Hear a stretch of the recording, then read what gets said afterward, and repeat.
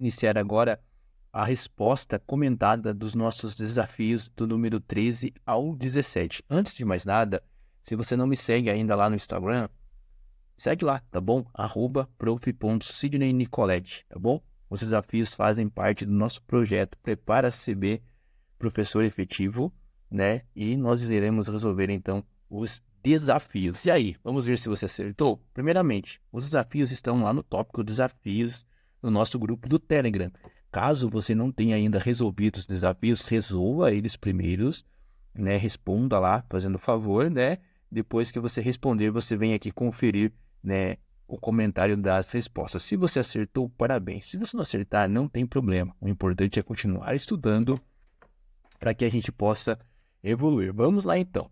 O desafio de número 13 é da prova do Instituto Consulplan da Prefeitura de Miracema, Pedagogo, uma prova atualizadíssima do ano 2024. De acordo com Lopes, 1992, existem alguns pressupostos para que um planejamento de ensino da escola considere a dinamicidade do conhecimento escolar e sua articulação com a realidade histórica, entre eles o de produzir conhecimentos com significados de processo, ter uma reflexão permanente sobre os conteúdos aprendidos, buscando analisá-los sob diferentes pontos de vista.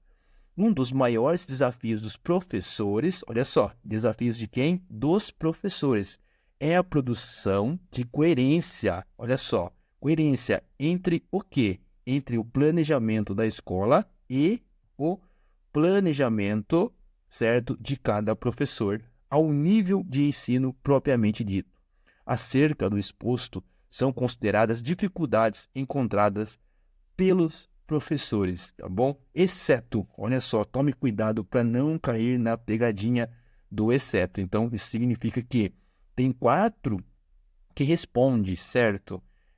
Que são dificuldades encontradas pelo professor. Apenas uma não tem nada a ver com dificuldades encontradas pelo professor. Então, aqui a ideia é, em relação ao planejamento e de acordo com o Lopes, quais são as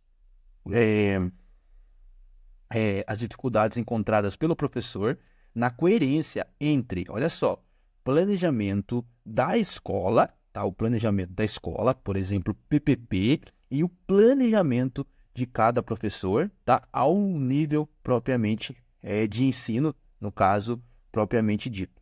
Beleza, gente? Então, vamos resolver esta questão. Bom, a questão apresentada, né, ela refere-se aos pressupostos necessários para um planejamento de ensino que considere a dinamicidade do conhecimento escolar, tá? E sua articulação com a realidade histórica, tá? E isso é conforme o Lopes, lá em 1992. Então, a questão solicita que seja identificada entre as alternativas uma que não represente uma dificuldade enfrentada pelos docentes. Bom, vamos analisar a alternativa A. A alternativa A fala o seguinte: eles consideram que um plano de ensino da escola será colocado em prática. Concretamente, muitos julgam que ficará só no discurso. Essa alternativa menciona uma dificuldade comum, que é a falta de confiança, então, na implementação efetiva do plano de ensino. Então, muitas vezes visto como apenas um discurso teórico sem aplicação prática. Portanto, essa daqui sim é uma dificuldade, então, encontrada pelo professor, tá bom? Então, portanto, ela não faz parte do exceto. Aí nós temos a alternativa B, que fala o seguinte: algumas instituições exigem um planejamento participativo, tá, durante a organização do documento na escola e não como instrumento de transformação social, certo?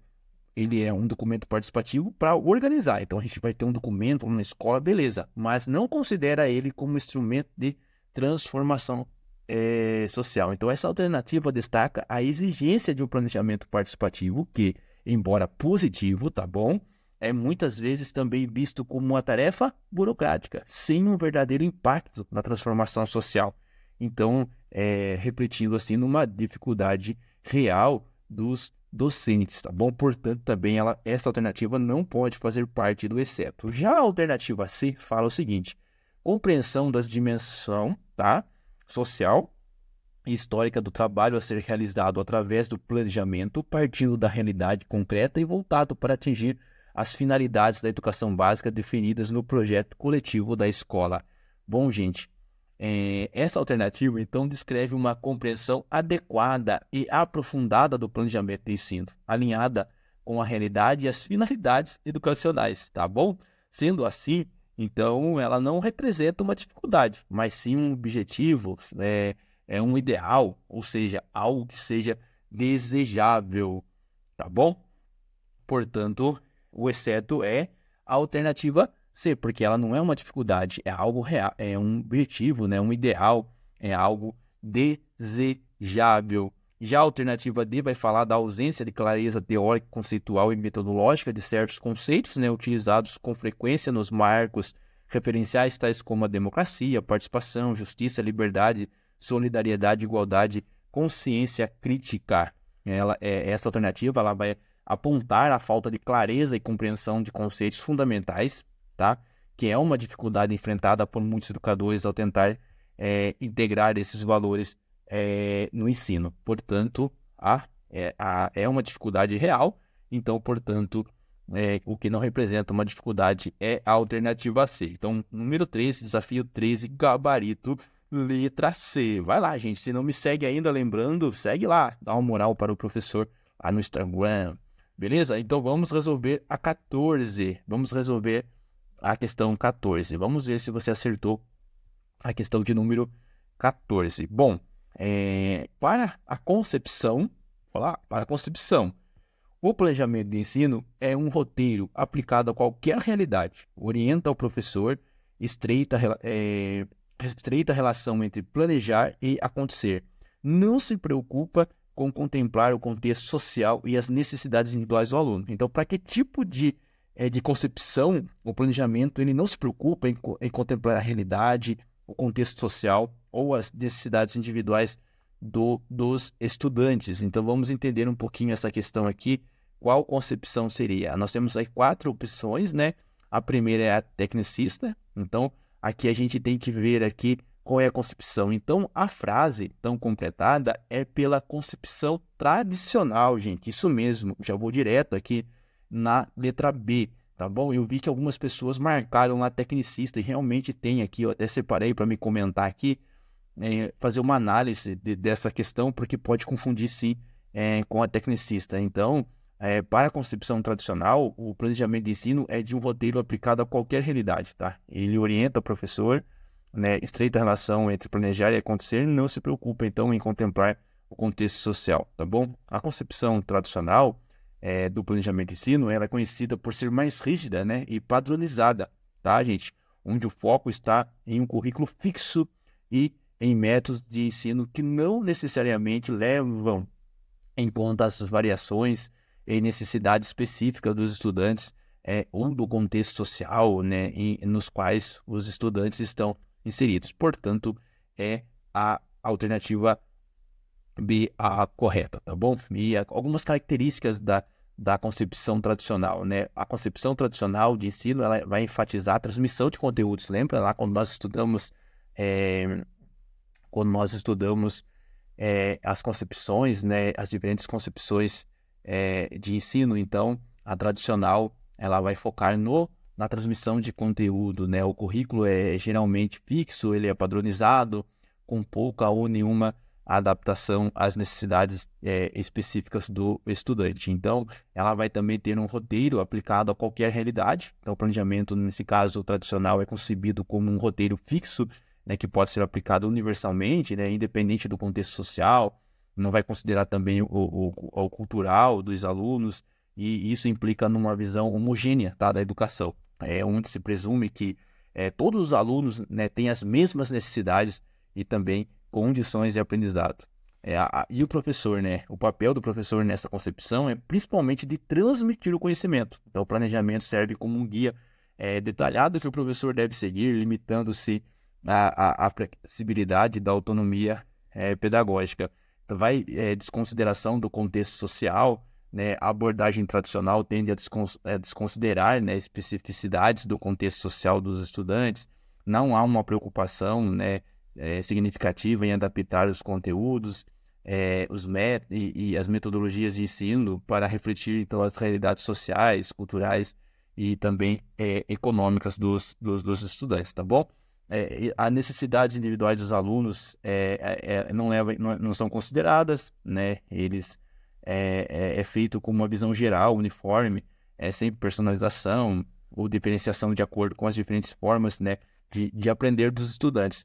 E podemos concluir ainda com a relação entre planejar, né, e acontecer. Então, há uma estreita relação entre o planejamento e a execução, tá? E o que está planejado deve acontecer exatamente conforme o previsto, né, com pouca margem para ajustes durante a implementação. E a gente sabe que uma característica importante do planejamento é ser flexível. Se nós compararmos com a tecnicista, ela tem a semelhança, tá? Qual que seria a semelhança? Assim como a concepção tradicional, a abordagem tecnicista também valoriza a padronização e eficiência. No entanto, é ainda mais focada em métodos e técnicas específicas para alcançar resultados mensuráveis, tá bom? Então tem uma diferença ali, né?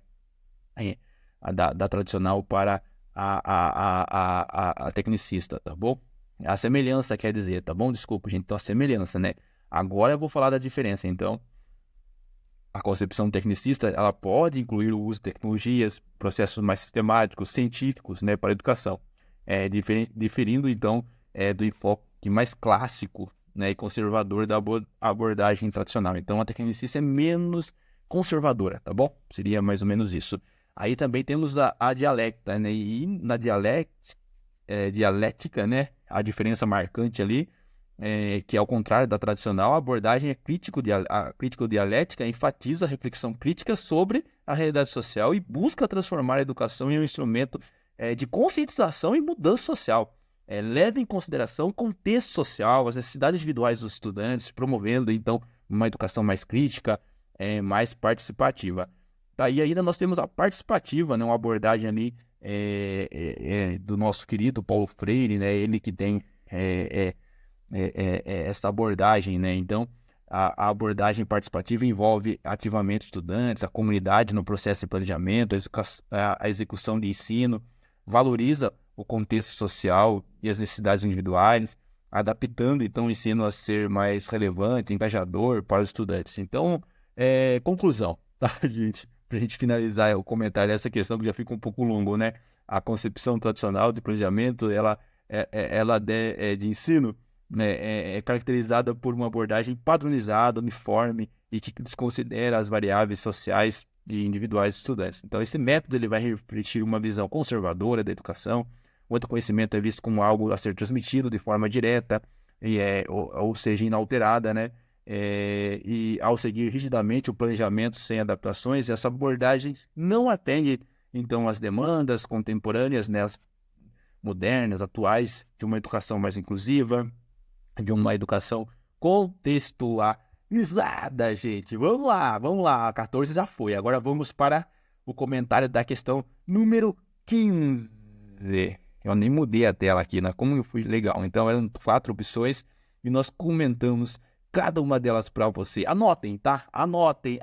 Lembrando, não deixem de seguir o professor, de dar um joinha, curtir lá as postagens do professor, dar uma moral para o professor nas redes sociais. Eu ficarei muito grato a vocês. Essa é um pouquinho mais extensa. Então, a tarefa de planejar é uma ação essencial ao processo de ensino e atividade dos professores na educação básica. Em relação ao planejamento de ensino, considere as afirmações a seguir. Na perspectiva crítica, o planejamento de ensino deve se centrar no processo técnico de definição dos objetivos do conteúdo programático dos procedimentos de ensino e da avaliação. Me perdi um pouquinho aqui até, né, gente? Desculpa aí. Só deixa eu tomar uma aguinha aqui para mim poder ficar mais tranquilo para continuar, tá?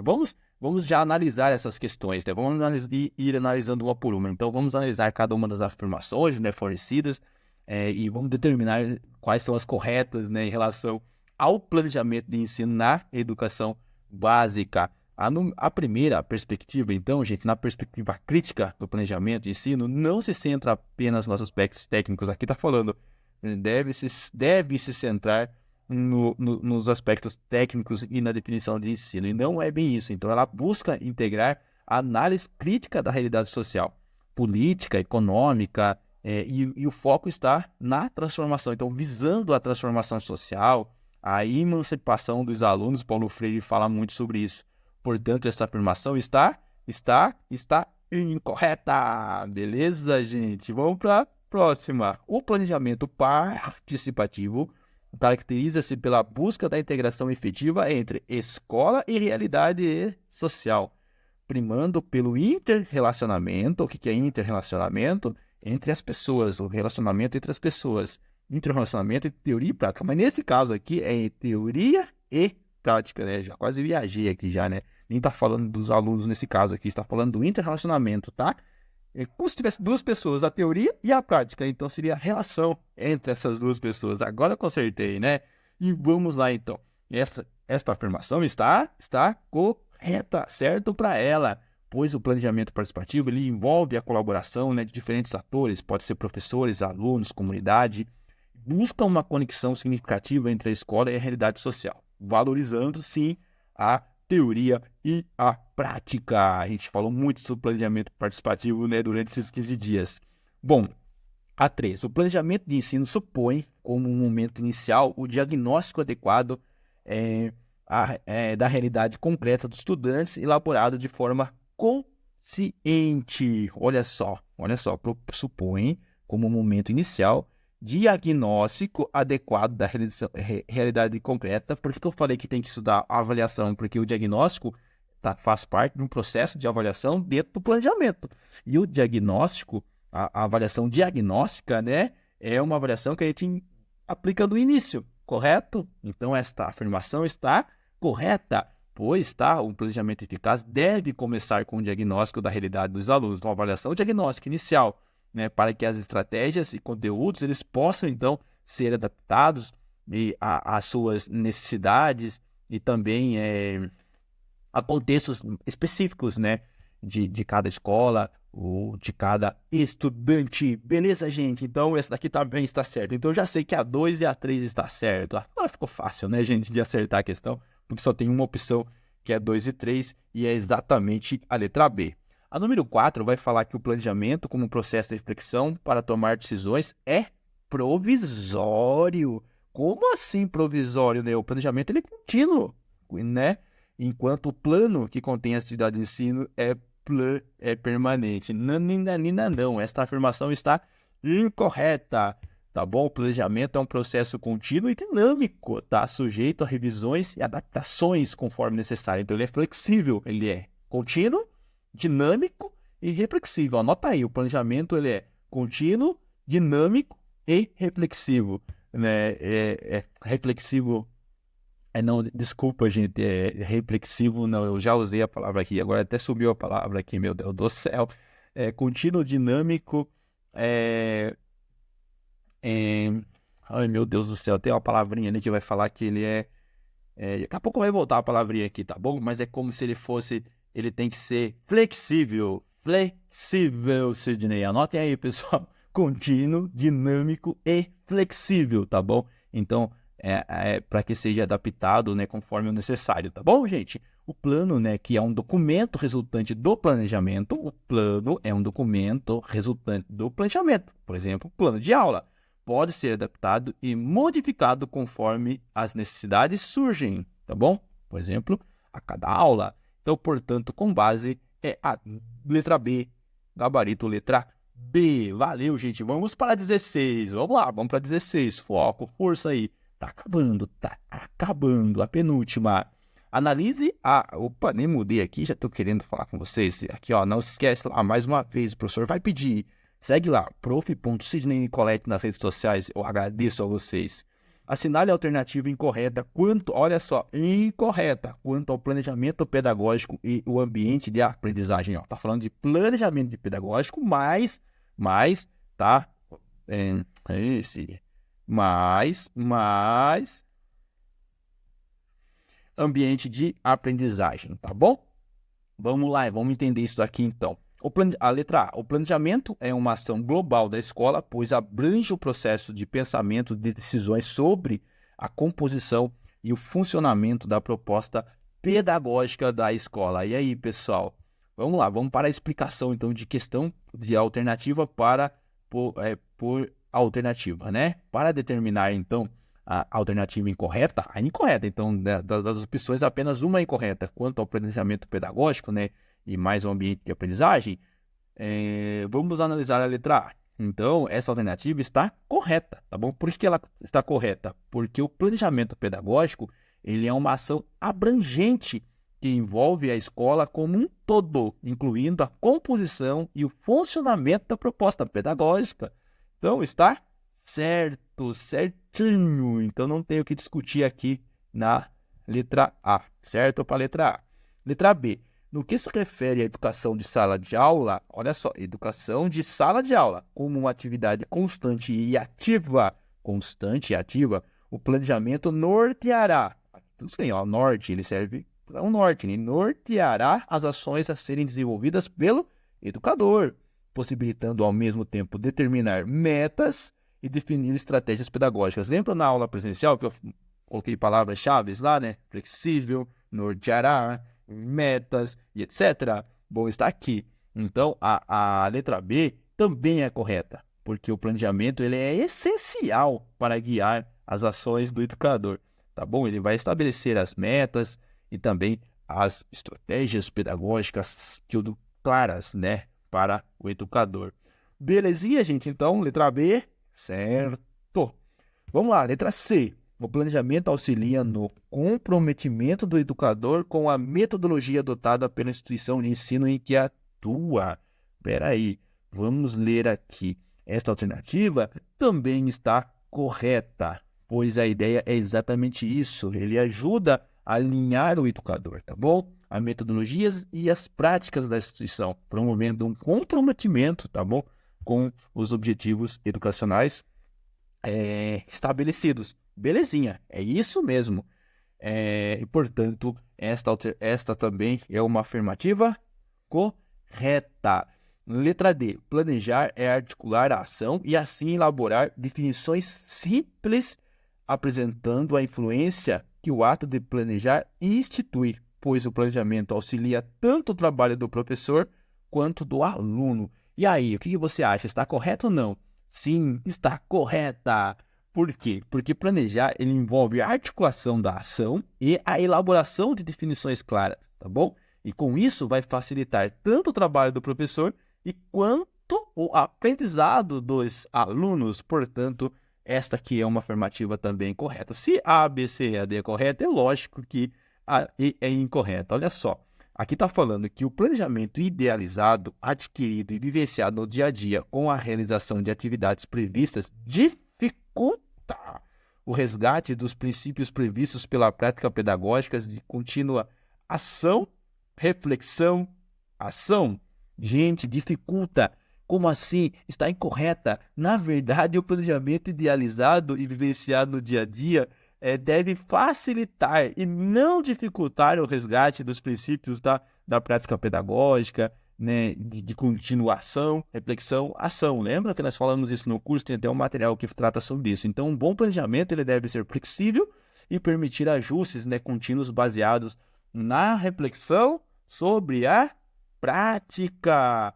Belezinha, gente? Então, tá errado. A nossa incorreta é gabarito, é letra E. Belezinha, pessoal? Se você chegou até aqui, você está de parabéns. É porque você vai lá na rede social, você vai marcar o professor Sidney, você vai marcar que você está estudando, vai tirar um print, vai tirar uma foto bem legal de você e vai marcar o professor lá, tá bom? Dá aquela moral para o professor, para que a gente possa divulgar esse trabalho para mais pessoas, né? Um trabalho do bem aí em Capão Bonito para o pessoal que quer ser professor efetivo ou que quer evoluir na carreira. Tamo junto, belezinha, gente? Vamos para número 17. Chegamos na última.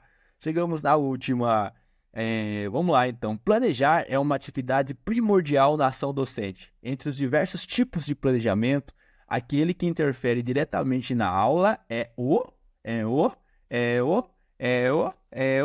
Gente, essa daqui é muito bacana, né? Letra A, plano de ensino. Letra B, plano de curso. Letra C, planejamento participativo. Letra D, plano de aula. Letra E, plano de escola. Até o momento que eu tinha visto lá no grupo, tinha 100% de acerto. Espero que assim continue, porque a resposta certa É lógico que é a letra D, né? O plano de aula, pois esse é o tipo de planejamento que interfere diretamente na condução de aula, né? Das atividades diárias, né? Em sala de aula e vai orientar o professor em cada etapa do processo de ensino-aprendizagem. Portanto, letra D. E ele, lógico, é primordial, tá bom? O plano de ensino, esse tipo, então, para você entender, né, a diferença de planejamento e como que interfere diretamente na aula, tem que distinguir as características, tá bom? Dos planos mencionados nas alternativas. O plano de ensino, esse tipo de plano é um documento mais abrangente, né, que define os objetivos, conteúdos, metodologias, avaliações de uma disciplina, de um curso ao longo de um período letivo, como um semestre, como, por exemplo, ou até o bimestre, o semestre e o ano, tá bom? Ele vai servir, então, como orientação geral para o professor, mas não interfere diretamente em cada aula específica, tá bom? Já o plano de curso, similar, às vezes eu erro essa palavra aqui, similar ao plano de ensino, o plano de curso ele abrange o planejamento de uma disciplina ou matéria, tá? Porque ele está falando exatamente sobre uma disciplina específica ao longo de um período maior, geralmente um ano ou um semestre. Ele detalha objetivos, conteúdos, avaliações, mas também não interfere diretamente na aula. Já o planejamento participativo, esse tipo de planejamento, ele envolve a colaboração de diferentes atores da comunidade escolar, professores, alunos, pais, gestores, na construção de um plano, embora seja importante para criar um ambiente educacional mais inclusivo e, inclusive, democrático, também não se refere diretamente ao planejamento específico de cada aula. Por exemplo, o PPP da escola, tá bom? Tem que ser participativo, tá bom? Portanto, é o plano de aula. Sim, o plano de aula ele é específico para uma aula, né? Um conjunto de aula. O plano de aula ele detalha os objetivos específicos daquela aula, os conteúdos que serão abordados, as atividades que serão desenvolvidas, os recursos didáticos a serem utilizados e a forma de avaliação.